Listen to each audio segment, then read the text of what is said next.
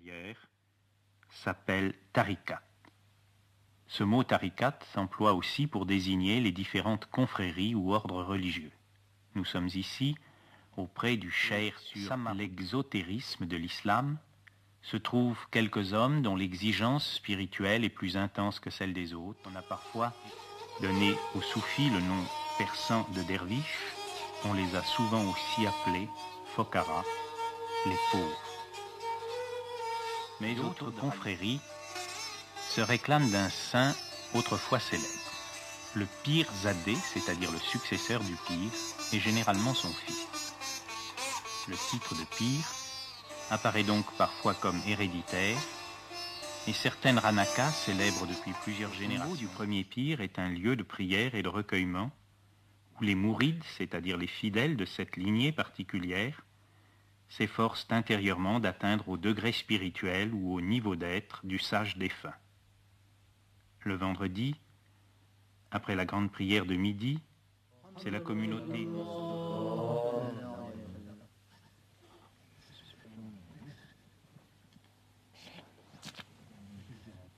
en matière de psychosomatique, des certitudes précises et bien prouvées, et sur la connaissance des plans subtils de la manifestation universelle et de leur correspondance dans le microcosme.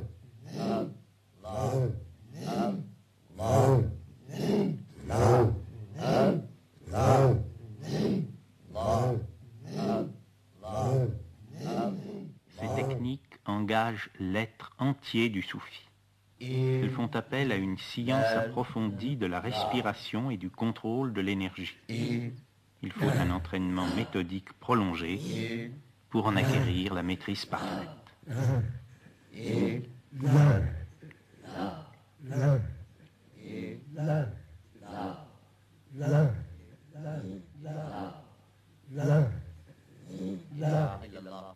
Les techniques de répétition ou mention varient suivant les voies ou tariqats.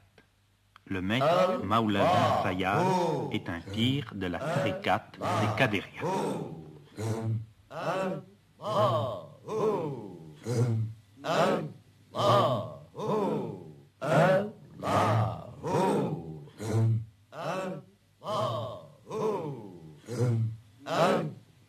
Le groupe des disciples déjà insérés dans la chaîne initiatique, ce qu'on appelle en arabe silsila, écoute le maître lui-même lire, cette fois non plus en arabe, mais en persan, de la maîtrise que le disciple conserve et doit toujours conserver sur lui-même.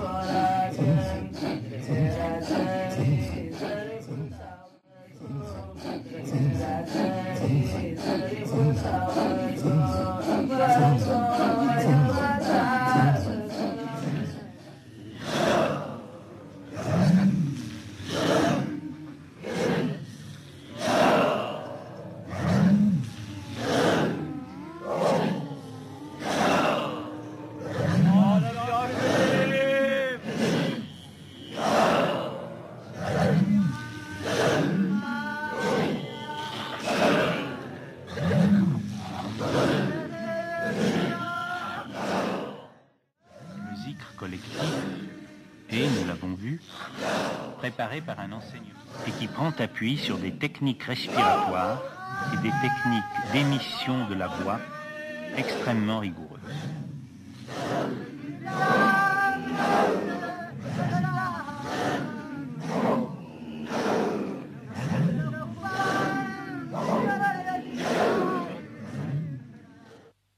Dans la tariqat Chishtia,